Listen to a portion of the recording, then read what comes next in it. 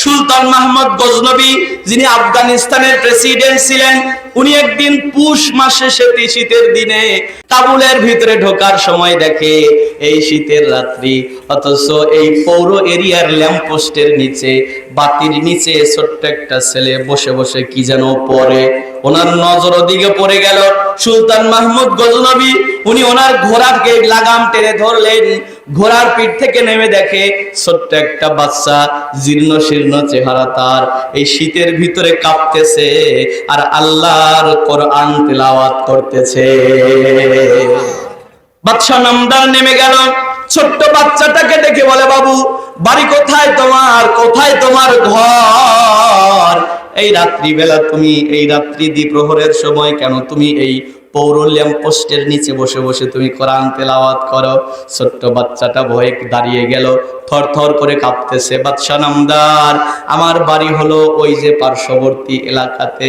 বাড়িতে যাওনি কেন? বলে, আমি বাড়িতে যাব না, আমি এই মাদ্রাসাতে পড়ি, আমার এক বন্ধুর হারিকেনে আমি পড়ি, আমার বন্ধুর পড়া হয়ে গেছে, ও হারিকেনটা বন্ধ করে দিয়ে ঘুমায়া গেছে, আমার মেধা খারাপ, আমার পড়া হয় নাই, এজন্য পড়া বানানোর জন্য আমি দেখলাম জানালা দিয়ে তাকিয়ে দেখি বাইরে একটা বাতি জ্বলতেছে, আমি বাতির নিচে বসে আমি আল্লাহর কোরআন তেলাওয়াত করতেছি। সুলতান মাহমুদ গজনবীর গায়ের মোম যেন দাঁড়িয়ে গেল। ডেকে বলে, বাবা কেন তোমার বাতির ব্যবস্থা হয় না? তোমার কি বাবা নাই?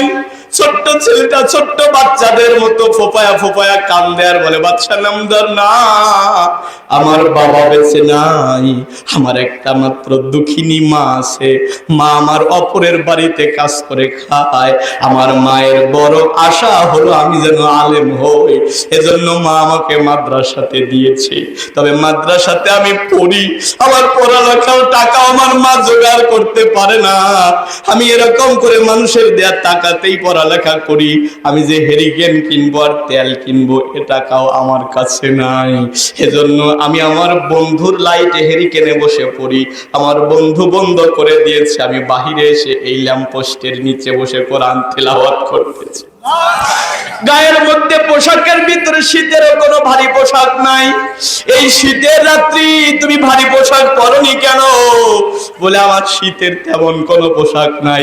সুলতান মাহমুদ গজনবী উনি আল্লাহওয়ালা মানুষ ছিল, সাথে সাথে ছোট্ট বাচ্চাটাকে ঘোড়ার পিঠে চড়ালেন, ঘোড়ার পিঠে চড়ায়া ওই আফগানিস্তানের রাজধানী কাবুলে প্রবেশ করলেন। রাজপ্রাসাদে ঢোকার পরে বলে, বাবা কি নাম তোমার? বলে, নাম আমার আব্দুর রহমান। আল্লাহ পাকের কাছে দুইটা নাম সবচেয়ে প্রিয়, একটা হলো আব্দুল্লাহ আর একটা হলো আব্দুর রহমান। বলে, আমার নাম হলো আব্দুর রহমান। সুলতান মাহমুদ গজনবী বলে, আব্দুর রহমান রে আয়, রাজার সিংহাসনে বসায়া বলে, আব্দুর রহমান রে আজ থেকে তুই আমার রাজা, আমি তোর প্রজা। আব্দুর রহমানের সামনে সুলতান মাহমুদ গজনবী বসে গেল, ডাক দিয়ে বলে, বাবা আব্দুর রহমান, তোমার মাসিক মাদ্রাসার খরচ কত? একটা খরচের কথা বলল, তোমার হেরিকেন কিনতে কত টাকা লাগবে টাকাটার কথাও বলল। বাবা তোমার শীতের পোশাক কত টাকার লাগবে? বলে, এত টাকার লাগবে। তেল কিনতে কত টাকা লাগবে? বলে, এত টাকা। সবগুলো হুজুর ওই সুলতান মাহমুদ গজনবী লিস্ট করার পরে আব্দুর রহমানকে বলে, আব্দুর রহমান দাঁড়াও। কোমরের ভিতরে হাত দিয়ে টাকার ব্যাগটা বের করেছে, ওই তেলের টাকা 12 মাসে যে তেলের টাকা লাগে আব্দুর রহমানের হাতে দিয়েছে, হেরিকেনের টাকাটা দিয়ে দিয়েছে। আব্দুর রহমানকে সব কিছু বুঝে দেওয়ার পরে, টাকা দেওয়ার পরে বলে, আব্দুর রহমান এবার তুমি থাকো। আব্দুর রহমান বলে, না বাদশা নামদার, রাত্রি জাগরণ করে আমাকে আরো পড়তে হবে, আর শেষ রাত্রিতে আমাকে মাদ্রাসাতে উঠতে হবে, কারণ পৃথিবীতে একটা মাত্র মাদ্রাসা, যেটা হলো কওমি মাদ্রাসা, যে মাদ্রাসাতে শেষ রাত্রিতে ছোট্ট বাচ্চাদেরকেও জাগ্রত করে দেয়া হয়। আমি তুমি এলাকার মধ্যে আরামে ঘুমাই, আরে বাচ্চাগুলো মাদ্রাসায় বসে আমার তোমার জন্য দোয়া করতে থাকে।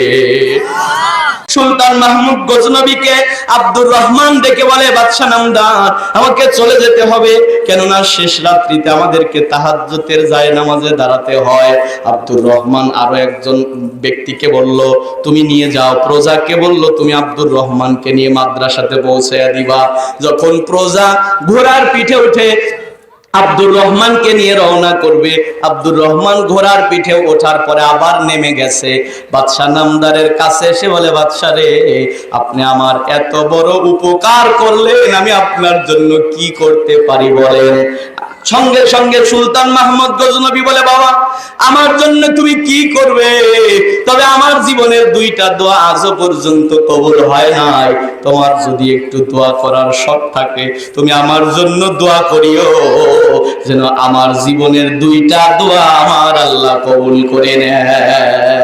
আব্দুর রহমান দেখে বলল, বাদশা নামদার, কি আপনার জীবনের দুই দোয়া? বলে, প্রথম নাম্বার দোয়া হলো, এ আব্দুর রহমান, আমার জীবনের প্রথম দোয়া হলো, আমি 12 বছর হলো তাহাজ্জুদের জায়নামাজে দাঁড়িয়ে দাঁড়িয়ে আমার মালিককে ডাকি।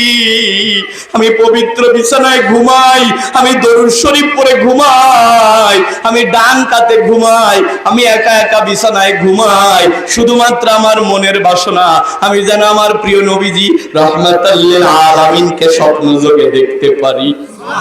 কিন্তু আব্দুর রহমান 12 বছর হলো কত দোয়া করি, কত নফল নামাজ পড়ে পড়ে দোয়া করে করে আমি ঘুমাই, কিন্তু একটা রাত্রির জন্য আমার নবীজির চেহারা আমি স্বপ্নে দেখতে পারি নাই।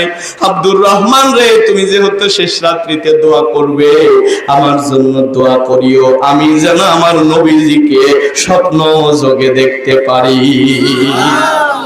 আব্দুর রহমান বললেন, 2 নাম্বার কি চাওয়া বলেন? বলে, আমার 2 নাম্বার চাওয়া হলো, এই বর্তমান পৃথিবীতে সবচাইতে দামি মানুষকে আমি তাকে খুঁজে পাই না, তুমি একটু আল্লাহর কাছে দোয়া করবা, আমি যেন দামি মানুষের সান্নিধ্য পেতে পারি। কারণ দামি মানুষের সান্নিধ্য পেলে আমি তার সান্নিধ্যে গিয়ে আমি তার শরণাপন্ন হয়ে তার খেদমত করে আমার জীবনটাকে তার খেদমতে উৎসর্গ করে দিতে চাই। আব্দুর রহমান ডেকে বলল, বাদশা নামদার, আমার যেতে দেরি হবে, দোয়া করতে দেরি হবে না, আমি চলে গেলাম। আব্দুর রহমান ঘোড়ার পিঠে উঠে রওনা করেছে। বাদশা নামদার সুলতান মাহমুদ গজনবী উনি লিখেছেন, আব্দুর রহমান যখন চলে গেল, আমি রাত্রিবেলা কয়েক রাকাত নফল নামাজ আদায় করেছি, তারপরে আমি দরুদ শরীফ পড়েছি। অন্যান্য দিনের মতো আমি ডান কাতে সুন্নাত তরিকায় ঘুমায় গেছি। আমি চোখ বন্ধ করতে দেরি হয়েছে, আমার রহমতের নবী আমার স্বপ্ন যুগে এসে সাক্ষাৎ করতে দেরি হয় না। আমি স্বপ্ন যোগে আমার পিয়ানা নবীজিকে যখন স্বপ্নে দেখতে পেলাম, আমি প্রথমেই জিজ্ঞেস করলাম, ওগো নবীজি, 12 বছর হলো তোমার জন্য আমি একা বিছানায় ঘুমাই, আমি দরুদ শরীফ পড়ে ঘুমাই, আমি নফল নামাজ পড়ে ঘুমাই, অথচ 12 বছর আমি তোমার দেখা পাই নাই। আজকে তুমি আমার সাথে দেখা দিলা, নবীজি কেন দেখা দিলা আমাকে বলে যা লাগবে। আল্লাহর হাবিব ঘুরে মুস্কি মুস্কি হাসে আর বলে, সুলতান মাহমুদ রে, আব্দুর রহমান দোয়া করেছে, ও মালিক কবুল করে আমাকে পাঠিয়ে দিয়েছে। হুজুরকে ডেকে বললেন, হুজুর, সুলতান মাহমুদ গজনবী স্বপ্ন যোগে হুজুরে পাকের হাত ধরে বলে, হুজুর, আমার 2 নাম্বার চাওয়া হলো, এই সময়ের সবচাইতে জ্ঞানী মানুষকে আমি তাকে দেখতে চাই, তার সান্নিধ্যে আমি আমার জীবনকে উৎসর্গ করে দিতে চাই। আল্লাহর হাবিব সঙ্গে সঙ্গে সুলতান মাহমুদ গজনবীকে বলে, সুলতান, আমি তো তোমাকে জ্ঞানী মনে করেছিলাম, কিন্তু তুমি তো প্রকৃত বোকা। সুলতান রে, তোমার রণকৌশল থাকতে পারে, তুমি যুদ্ধ করতে পারো, ভারতবর্ষকে তুমি 17 বার আক্রমণ করতে পারো, কিন্তু প্রকৃত জ্ঞান তোমার মধ্যে নাই। সুলতান মাহমুদ গজনবী অবাক হয়ে বলে, হুজুর কেন? হুজুর বললেন, সুলতান মাহমুদ, 12 বছরে তুমি যার দেখা পাও না, আজকে যার খেদমত করার কারণে স্বপ্ন যোগে যার দেখা পেয়েছো, তোমার কি মনে হয় না তার চাইতে দামি মানুষ কি আর পৃথিবীতে কেউ থাকতে পারে? এ সুলতান মাহমুদ, তুমি তো নিজেকে জ্ঞানী মনে করো, কিন্তু আমি দেখতেছি তুমি প্রকৃত বোকা। কেন সুলতান মাহমুদ জানো যে মানুষের ভালোবাসার কারণে আমি রাসূলে পাকের সাথে তোমার সাক্ষাৎ হয়ে গেল। তোমার কি মনে পড়ে না যে ওই মানুষটার চাইতে জ্ঞানী মানুষ আর সম্মানী মানুষ আর পৃথিবীতে হতে পারে না। এজন্য মাদ্রাসার তালেবে ইলম এরা হলো পৃথিবীর সম্মানিত মানুষ, এরা হলো পৃথিবীর জ্ঞানী মানুষ।